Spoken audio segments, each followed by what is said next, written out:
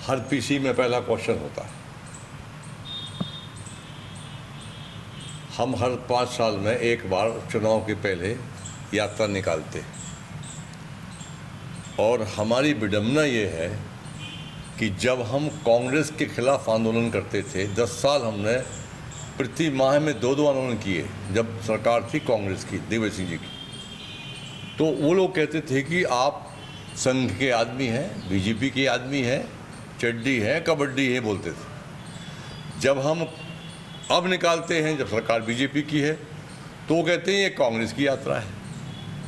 तो भाई आप किसी की मान लो, हम ये कह के आप अपनी जिम्मेदारी से नहीं बच सकते, पल्ला नहीं झाड़ सकते।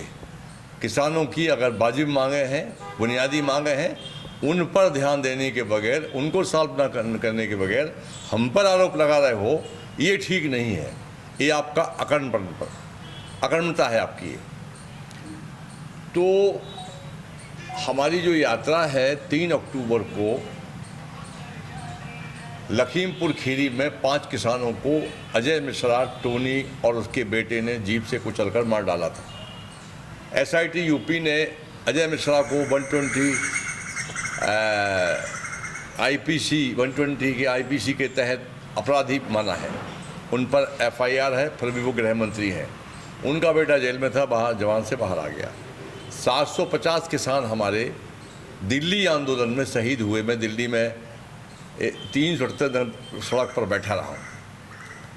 378 दिन में कई प्रकार की घटनाएं घटी और सरकार ने हमसे वादा किया था कि हम 3 काले कानून वापस ले रहे हैं, परंतु 5 बिंदुओं पर हमारी सहमति बनी थी। प्रधानमंत्री ने कहा छोटी कमेटी बनाई, छोटी कमेटी बनी, उसमें मैं मेंबर था। 5 बिंदुओं में था हमारा प्रमुख की 1,48,000 मुकदमे हम पर बने थे आंदोलन के दौरान, वो वापस लिए जाए। एमएसपी गारंटी का कानून के लिए कमेटी बनाई जाए और उस पर 1 महीने के भीतर मामला तय किया जाए। अब वो 5 बिंदुओं पर सरकार ने कोई बात नहीं मानी। शिवराज सिंह चौहान ने कहा था मंदसौर गोलीकांड में कि जितने मुकदमे बने हम सब वापस लेंगे। एक भी मुकदमा वापस नहीं लिया और सारे अभी केस चल रहे हैं। 16 जिलों के किसानों पर मुकदमे लगे हुए हैं, वो केस चल रहे हैं। बरेली गोलीकांड हुआ जहाँ मेरा एनकाउंटर सरकार कराना चाहती थी, वहाँ एक किसान गोली से मर गया, मेरे सामने बैठा था वो। तो कि हम केस वापस लेंगे, विधानसभा में कहा, झूठ बोला विधानसभा में। एक भी केस हमारा वापस नहीं लिया, मुकदमे चले, हमने मुकदमे जीत कर आए। तो सरकार ने जो वादा किया था वो पूरा नहीं किया। मोदी जी जब सरकार में आ रहे थे तो उन्होंने कहा था कि हम C2+50 स्वामीनाथन आयोग की रिपोर्ट के हिसाब से समर्थन मूल्य देंगे। पूरा विस्तार से उन्होंने कम से कम 150 सभाओं में इसी बात को रिपीट किया और घोषणा पत्र में लिख के दिया। उन्होंने नहीं किया वादा पूरा। हमने सुप्रीम कोर्ट गए कि इन्होंने भाषणों में भी कहा है और घोषणा पत्र में भी लिखा है। सरकार ने 1 साल बाद जवाब दे दिया कि हमने घोषणा की है परंतु कोई अनुबंध नहीं किया है, हम नहीं दे सकते। तो लगातार सरकार वादा खिलाफी कर रही है। कुल मिलाकर जो सरकार का रुख है डबल इंजन की सरकार का, दोनों का, वो हम ये देख पा रहे हैं कि मजदूर और किसान विरोधी है और कॉरपोरेट की सरकार है, कंपनियों की सरकार है पूरी तरीके से। आपको मैं थोड़ा पीछे ले जाऊंगा तो जैसे ही मोदी पीएम बने 200 रुपया हमको गेहूं पर मिलता था बोनस और 100 रुपया धान पर, तो उन्होंने ख़त्म कर दिया और पूरे देश के सीएम को पत्र लिखा कि जो भी बोनस किसानों को देगा उसके यहाँ FCI अपनी परचेजिंग बंद कर देगी। फिर 3 महीने बाद फिर मामला चालू हुआ तो 3 महीने बाद ले आ गए लैंड बिल, भूमि अधिग्रहण कानून लेकर आए। भूमि अधिग्रहण कानून में ये हुआ कि 10,000 किसान मैं मध्य प्रदेश से पैदल लेके गया। मायावती, मुलायम सिंह और राहुल गांधी ने इसका विरोध किया, भूमि अधिग्रहण कानून का। बाद में मायावती और मुलायम सिंह एडजस्ट हो गए, अकेला राहुल गांधी इसको करता रहा, राज्यसभा में गिर गया। तो प्रधानमंत्री ने पत्र लिखा 20 मुख्यमंत्रियों को जो भाजपा शासित राज्यों के मुख्यमंत्री थे कि लैंड राज्य का विषय है, भूमि राज्य का विषय है, इस कानून को आप लागू करें। ये कानून लागू हो गया मध्य प्रदेश में, बैकडोर से लागू हो गया। उस पर धारा है 36 की भूमि का मुआवजा सरकार अपने हिसाब से तय करे। तो भारत के सारे मुख्यमंत्रियों ने जो मुआवजा तय किया है वो 4 गुना किया है। हमारे मुख्यमंत्री ने जो मुआवजा किया शिवराज सिंह चौहान जी ने, वो किया है 2 गुना। यूपी बॉर्डर है हमारे ग्वालियर का, झांसी से लगा हुआ है, वहाँ रेलवे लाइन चली, मैं वहाँ गया तो 1 एकड़ का 10 लाख रुपया रेट है कलेक्टर गाइडलाइन। तो यूपी के किसान को 1 एकड़ का 40 लाख मिलता है मुआवजा और एमपी किसान को 20 लाख मिलता है 1 एकड़ का। तो ये मुख्यमंत्री का चेहरा है कि किसान विरोधी चेहरा है, इस सरकार का भी चेहरा वही है।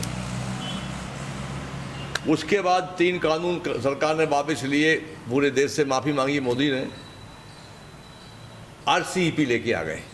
पहले से डंकल है, गैट है, WTO है, एक आरसीईपी ले आए।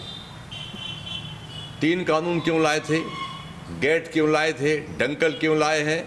आरसीईपी फ्री ट्रेड एग्रीमेंट क्यों लाए हैं? ये सारे कानून 36 कानून पार्लियामेंट में किसान के खिलाफ बनाए गए और 44 कानून मजदूर के खिलाफ है। मजदूर एक्ट पूरी तरह ख़त्म हो गया है। आप जो लोग मेरे सामने पत्रकार बंधु हैं, आप भी मजदूर की श्रेणी में आते हैं, क्योंकि आप बौद्धिक श्रम के बदले में पारिश्रमिक लेते हैं, आप बौद्धिक श्रम करने वाले लोग हैं। तो ये इस प्रकार से विदेशी कंपनियों ने कहा कि भारत के किसानों का जो लेबर एक्ट है वो हमको दिक्कत देता है और यहाँ के लेबर का 8 घंटे का काम है, हमको 12 घंटे चाहिए। हमारी पार्लियामेंट ने पास किया है कि अब भारत में मजदूर का जो काम होगा और ड्यूटी आवर्स होंगे वो 12 घंटे होंगे। 12 घंटे आवर्स होंगे तो ये मानव अधिकार आयोग कहाँ खड़ा जाएगा? मशीन आदमी को बना दोगे आप। फ्री ट्रेड एग्रीमेंट क्या है? फ्री ट्रेड एग्रीमेंट, अब सारे जो एक्ट हैं इन पर बताने में बहुत समय लग जाएगा, तो मैं इतना बता पाऊंगा कि फ्री ट्रेड एग्रीमेंट है मुक्त व्यापार समझौता। बाहर से चना आएगा, तुअर आ रही है बाहर से 2 लाख मीट्रिक टन, पाकिस्तान से शुगर आ रही है, गेहूं अमेरिका से आ रहा है। ये तमाम चीज़ जब बाहर से आएंगी तो मेरे देश का उत्पादन कौन खरीदेगा? बाहर के देशों में 80% सब्सिडी है, तो वो 1000 रुपये कुंटल में भी गेहूँ बेच सकते हैं, क्योंकि उनको हर चीज़ सब्सिडी में है। हमारे यहाँ सब्सिडी उस गति में नहीं है, इसलिए हम उस वर्ल्ड मार्केट पर कंपटीशन नहीं कर सकते। WTO के बारे में मुझे साफ कहना है, हालांकि ये बहुत बड़ा स्टेप होगा देश का, कि सरकार को WTO से बाहर आना पड़ेगा। अगर सरकार WTO से बाहर नहीं आती तो देश का किसान, देश का मजदूर पूरी तरह समाप्त हो जाएगा। WTO की शर्त है 2017 में मोदी जी के आदेश पर हस्ताक्षर हुए। वो शर्त ये है कि हम भारत के किसानों का उपज MSP पर परचेज नहीं करेंगे, पर चुनावी दबाव के कारण वो अभी परचेज कर रहे हैं। हमारे देश के खिलाफ 13 मुकदमे लगे, ऑस्ट्रेलिया ने लगाया, फिलीपींस ने लगाया, US ने लगाया, कि आपने 2017 में एग्रीमेंट पर साइन किए हैं कि भारत के किसानों का वो उत्पादन है वो MSP पर नहीं खरीदेंगे, आप खरीद रहे हैं। तो 11 मुकदमे हमारा देश हार चुका है। अब 2 मुकदमे और बचे हैं, वो 2 मुकदमे भी हम लोकसभा चुनाव तक हमारी सरकार हार जाएगी, तो फिर सरकार को पूरी मजबूरी में MSP पर खरीदी बंद करना पड़ेगी। और खरीदी बंद नहीं करेंगे तो आप अंतर्राष्ट्रीय कोर्ट का आपको सामना करना पड़ेगा। तो अब इनके पास एक ही मार्ग बचता है कि ये WTO से बाहर आ जाए, WTO की मेंबरशिप को त्याग कर दें, क्योंकि उसके बगैर कोई इनका चारा नहीं है। मध्य प्रदेश में नकली खाद, नकली बीज और नकली कीटनाशक, इसका बहुत बड़ा देश का सबसे बड़ा हब बन गया है। 20,000 करोड़ का नकली बीज बिक चुका है। सबसे बड़ा जो आश्चर्य की बात यह है कि एक 200 करोड़ का बीज का भुगतान होना था और डायरेक्टर एग्रीकल्चर के उसमें आया था। एग्रीकल्चर के अधिकारी ने मुझे कहा कि कक्का जी मुझे बचाइए आप, ये लोग अनसर्टिफाइड बीज बुलाते हैं और मुझसे कह रहे हैं भुगतान करो। तो मैं इसका भुगतान नहीं कर पाऊँ। मैंने कंप्लेन की तो 200 करोड़ का नकली बीज को वहाँ रुकवाया। नकली बीज आपके क्षेत्र में बहुत आया है, खरगोन में बहुत आया है। नकली बीज किससे किसान के प्राण निकल जाते हैं। कैसे? उसने बखरनी की, डीजल जलाया, पूरी लागत लगाई, पानी लगाया, सब कुछ किया, महंगा खाद डाला, महंगा बीज डाला, उसके बाद एक दाना नहीं उगेगा तो उसकी पूरी लागत चली गई और उसका पूरा सीजन चला गया। 16,000 प्रकरण, 16,500 प्रकरण अभी रेवेन्यू के पेंडिंग पड़े हुए हैं, खुर्द बटान के, पोते पैदाइशी के।